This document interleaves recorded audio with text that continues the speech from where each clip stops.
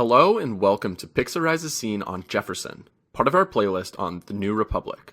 Our scene takes place in Thomas Jefferson's bakery, or in this case, Thomas Jefferson's bakery. Ooh, nice. Jefferson the Jefferson. And what's he up to? He's making some fantastic 1800 donuts to commemorate his victory in the Revolution of 1800.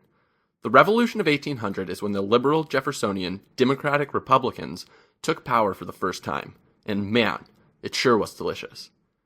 Now, if you watched our scenes on Washington's cabinet, you would know that, traditionally, Jefferson had been a strict interpreter of the Constitution.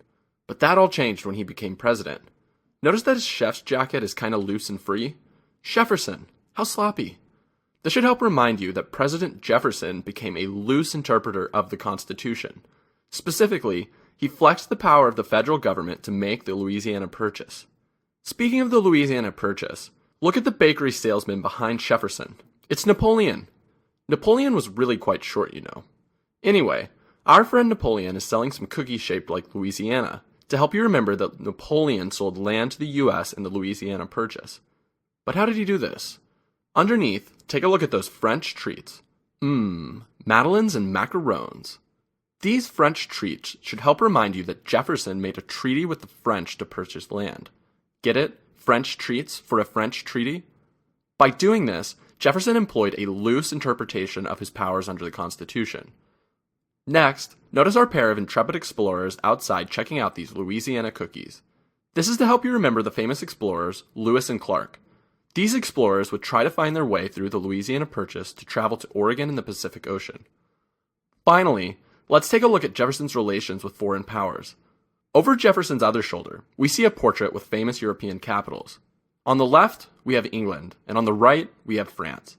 But oh no! They are separated by a raised bridge. This raised bridge symbolizes blocked trade. It's kind of hard to trade with a bridge up. But why is the bridge up and trade blocked? It's to let a barge ship through. The word barge should help you remember the word embargo. That's because the Embargo Act is the act that cut off trade with Europe. In other words, cut off trade to places like England and France. But wait, who's that? It looks like I found another chef. And he's flipping a piece of bacon in the air. But there's something special about this bacon. See how it connects the two bridges, thereby restoring trade? This bacon restoring trade is to help you remember Macon Bill number 2, which in conjunction with the Non-Intercourse Act, repealed the Embargo Act and restored trade with Europe. Ah, nothing like making some bacon to restore a little trade. And that's all you need to know about Jefferson's presidency. Man, I could really use a donut right now. Bacon sounds good too, though. I really should get out more. Until next time. Thanks for watching. For more videos like these, click here to subscribe to our YouTube channel. You can also check out the interactive version of this image at Pixorize.com by following the link in the description.